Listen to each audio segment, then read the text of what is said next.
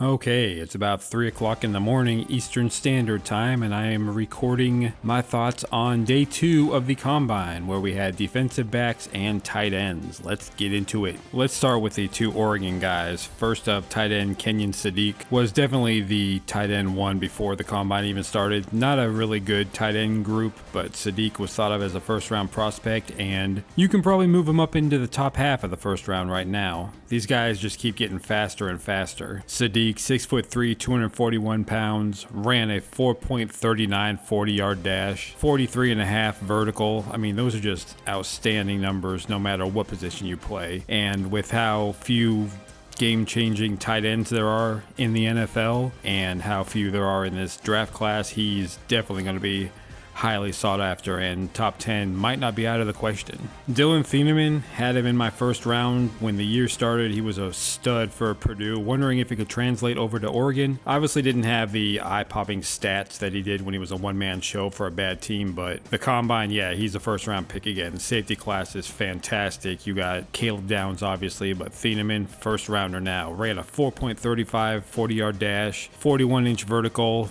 He's about 6'1", 200 pounds. Just great numbers, man. These guys are getting better and better, faster and faster, can jump higher and higher. Athletes all over the place, especially Oregon. They produce these guys all the time, whether they're transfers or brought up through the system. Jumping back to tight ends, because the NFL really needs more tight ends that can produce. Eli Stowers had a really good Combine. 4.51 40-yard dash, not as quick as Sadiq, but still really good for a tight end. Almost broke Gerald Sensabaugh's high jump record. He had 45.5, which, as you know, if you're a tight end, that's really important. So another guy who had a really good showing and will probably be an early day 2 pick. Could maybe sneak into the back of round 1, but definitely round 2 at this point. I always have love for the non-power 5 guys, especially with so many transfers. I like to have my draft classes have some players who aren't from Oregon or Ohio State or Alabama. Chris Johnson, San Diego State, has steadily risen throughout the whole process and could be a late first round pick at this point. Had a really good Combine, 6 foot, 193 pounds, 4.4 40-yard dash.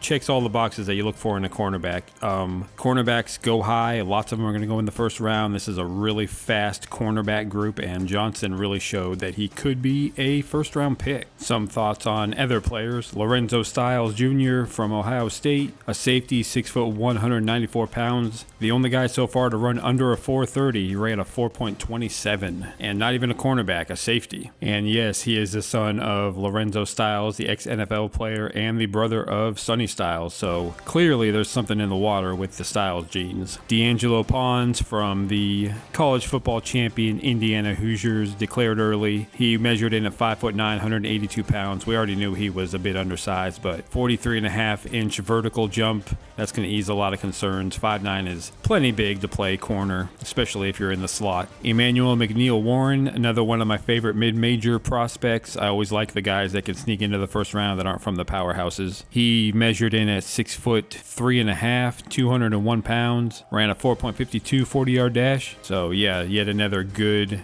safety prospect. There's a lot of good safeties in this class. You got Caleb Downs, Thieneman, McNeil-Warren, and a few other guys who could sneak into round 2. TJ Hall of Iowa was the only cornerback to run under a 4.50. A few guys didn't participate, but everybody else, there's just a lot of speed in the cornerback class. So Jermod McCoy obviously didn't perform any drills. I don't know. I struggled to keep him in the first round. He's got that sophomore tape, but hasn't played in over a year. Isn't really participating. His pro day workouts, whatever he's able to do, is going to be really key. We've seen guys like Will Johnson and Siobhan Ravel, cornerbacks especially, fall out of the first round because of injury issues, and with all these other guys stepping up, McCoy's going to have to show something to stay in the first round. To wrap up, the safety class, especially impressive. I see 3 first-round guys right now. Caleb Downs, obviously, very high. Dylan Thieneman and Emmanuel McNeil-Warren. Cornerback class, fast. Mansour Delaney and a couple other first-round guys. Avion Terrell didn't really participate, but those should be first-round picks as well. Tight ends, still a hit-and-miss group, but Kenyon Sadiq, he definitely moved himself up the board. Eli Stowers, second round. I don't know about anybody else, but those 2 guys are definitely 2 to keep an eye on. On Saturday, we're going to have even more speed with running backs, receivers, and the occasional quarterback. So I will try to get in the middle of the night and get my thoughts on those guys as well.